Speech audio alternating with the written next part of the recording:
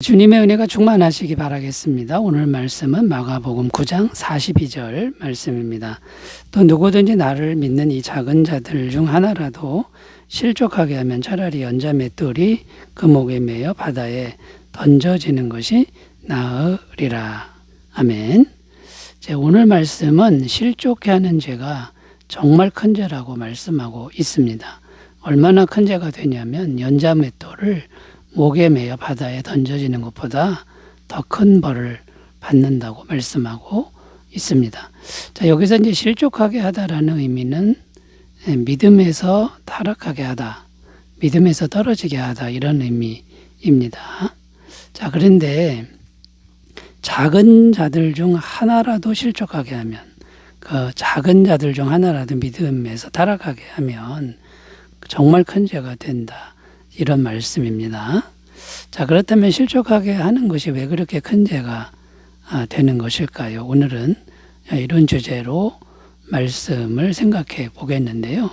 우리가 말씀을 생각하면서 우리에게는 이런 일이 없도록 자신을 잘 점검하는 그런 좋은 계기가 되셨으면 좋겠습니다.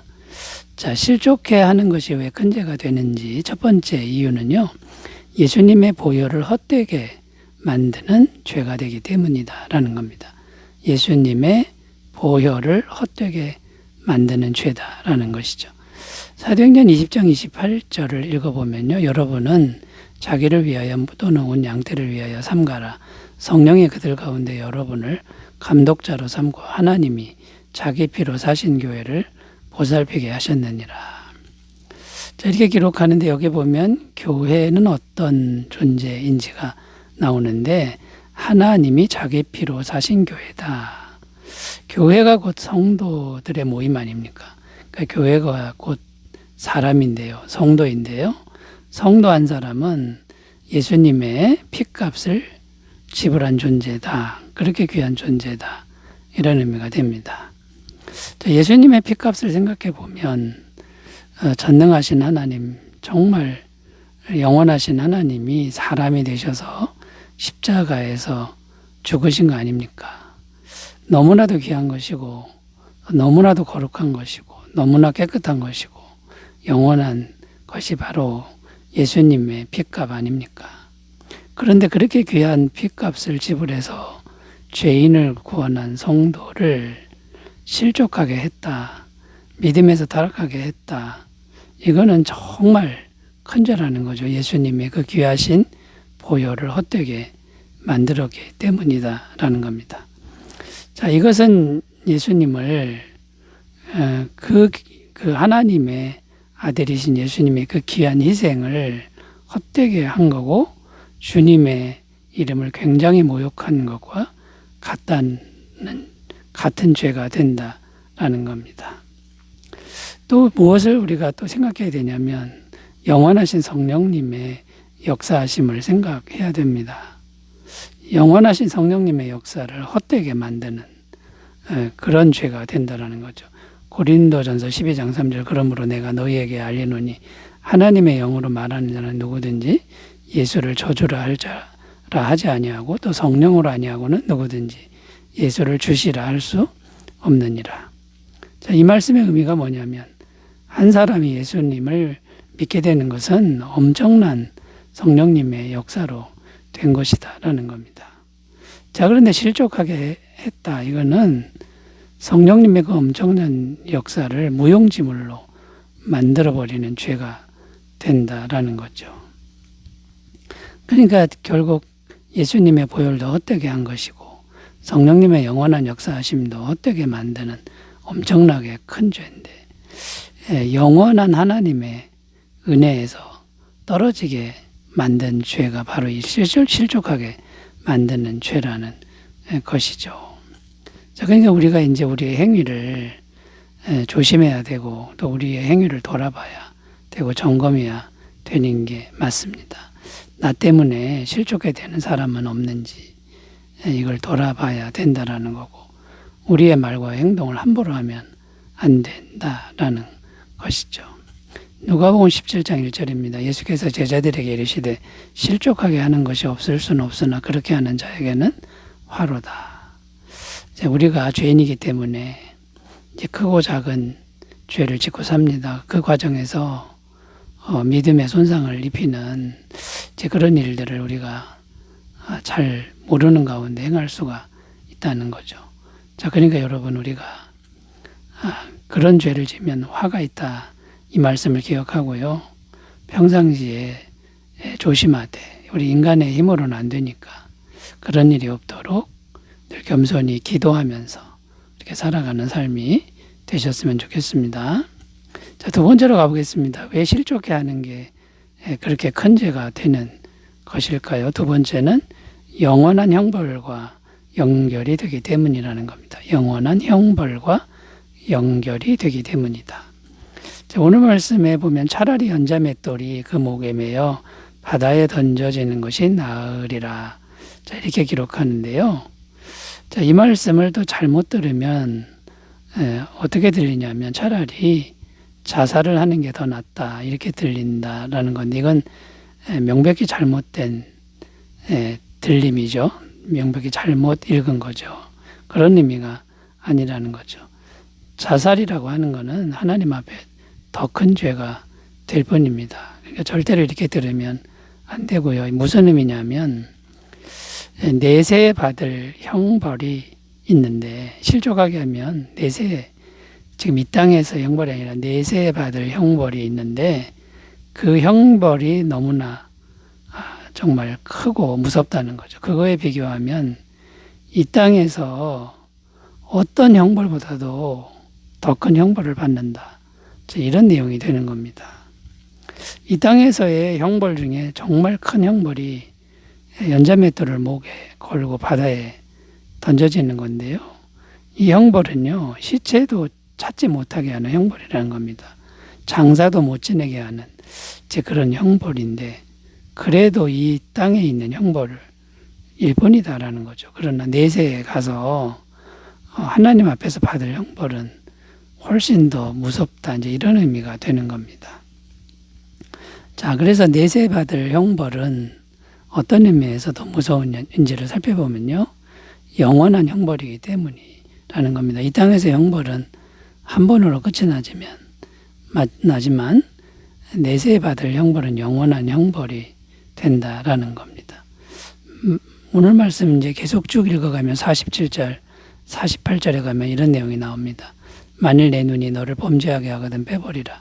한 눈으로 하나님의 나라에 들어가는 것이 두 눈을 가지고 지옥에 던져지는 것보다 나으니라. 거기에서는 구더기도 죽지 않고 불도 꺼지지 아니하느니라. 지옥 형벌에 대해서 말씀하고 있는데 지옥은 고통스러운데 끝이 없는 영원한 고통의 형벌이다. 이렇게 말씀하고 있다라는 겁니다. 그러니까 실족하게 하는 자의 형벌이 이런 영원한 형벌과 연결되기 때문에 큰 죄가 된다라는 걸 우리가 명심해야 될 줄로 믿습니다. 자, 그런데 이제 이런 형벌을 지금 언급하시는 이유가 있는데, 이게 이제 뭐냐면, 믿음을 잃게 하면은 이제 어떤 일이 발생합니까? 하나님과 단절이 되는 거 아닙니까? 근데 하나님이 어떤 분입니까? 영원하신 분이다라는 거죠. 그러니까 믿음을 실족하게 하면 영원한 분과 단절되게 만드니까 형벌은 그 행한 대로 그대로 받는 겁니다. 네가 영원한 하나님과 단절되게 했으니 너는 영원한 형벌을 받는다. 행한 대로 보응하고 행한 대로 심판받는다. 이런 하나님의 법에 대한 말씀이 되는 겁니다. 자, 그러므로 여러분 우리가 정말 조심해서 실족하게 만드는 그런 죄를 짓지 않도록, 믿음에서 떨어지게 만드는 그런 죄는 짓지 않도록 우리 자신을 잘 점검하며 살아가셨으면 좋겠습니다.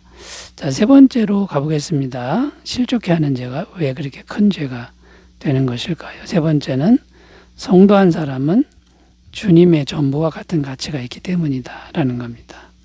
성도 한 사람은 주님의 전부와 같은 가치다 라는 것이죠. 마태복음 25장 40절 읽어보면 임금이 대답하여 이르시되 내가 진실로 너에게 이르노니 너희가 여기 내 형제 중에 지극히 작은 자 하나에게 한 것이 곧 내게 한 것이니라 하시고. 이 말씀에 보면 지극히 작은 자, 정말 이 세상에서 무가치한 한 사람이죠. 그런데 주님은 그 사람과 동일시합니다. 자신을 동일시합니다. 그러니까 다른 말로 하면 지극히 작은 성도 한 사람은 주님과 가치가 같다. 주님의 모든 것과 가치가 같은 존재다. 이런 말씀이 된다라는 것이죠. 물론 현실적으로 따져보면 지극히 작은 성도는 하나님이신 주님과 어떻게 같은 존재가 됩니까? 같은 가치가 됩니까? 지극히 작은 성도는 죄인이고 하나님은 영원하신 전능하신 분이신데 가치가 다르죠.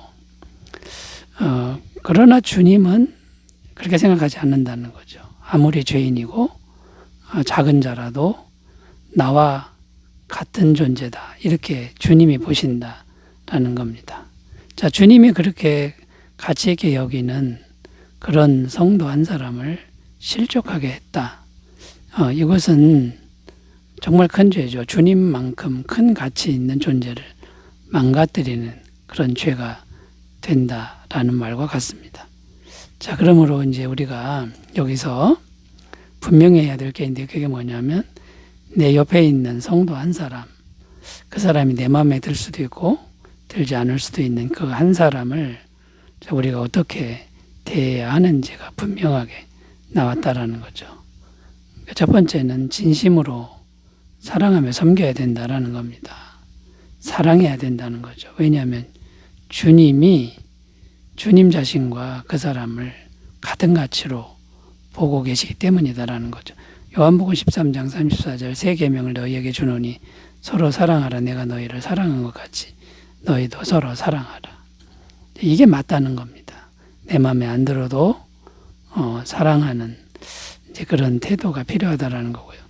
그 다음에 주님을 생각하면서 진심으로 섬기는 그런 태도가 중요하다라는 거죠. 마가복음 10장 44절 45절 너희 중에 누구든지 으뜸이 되고자 하는 자는 모든 사람의 종이 되어야 하리라. 인자가 온 것은 섬김을 받으려 함이 아니라 도리어 섬기려 하고 자기 목숨을 많은 사람의 대속물로 주려 함이니라. 물론 예수님께서 십자가에서 피 흘려 죽으시면서까지 우리를 섬기신 그것을 생각하면서 우리도 진심으로 섬겨야 되겠지요. 자, 그런데 여러분, 그러나 때로는 우리가 인간인지라 예수님처럼은 못할 때가 있다는 거죠. 그리고 내가 섬기는 사람, 사랑하는 사람이 계속 고의적으로 또 계획적으로 죄를 짓는다. 그러면은 우리는 좀 멈춰야 됩니다. 그 죄를 도와주면 안 되지 않습니까? 그러니까 진심으로 사랑하고 진심으로 섬긴다라고 했을 때 죄까지도 사랑하고 죄 짓는 것까지 섬기라 그런 의미는 아니라는 거죠. 사랑과 섬김은 불의와 같이 하는 게 아닙니다. 불의와는 단절하는 게 진짜 사랑이고 진짜 섬김이라는 거. 우리가 이것을 꼭 기억하셨으면 좋겠습니다. 그리고 옆에 있는 성도를 함부로 대하는, 함부로 말하는 이런 것들을 우리가 이제 고쳐나가는 그런 삶이 되셨으면 좋겠습니다. 기도합니다. 하나님 아버지, 나의 말과 행실에서 하나님 실족해 하는 그런 일은 없도록 도와주옵소서. 예수님 이름으로 기도드립니다. 아멘. 주님의 임재 충만하시기 바라겠습니다. 감사합니다.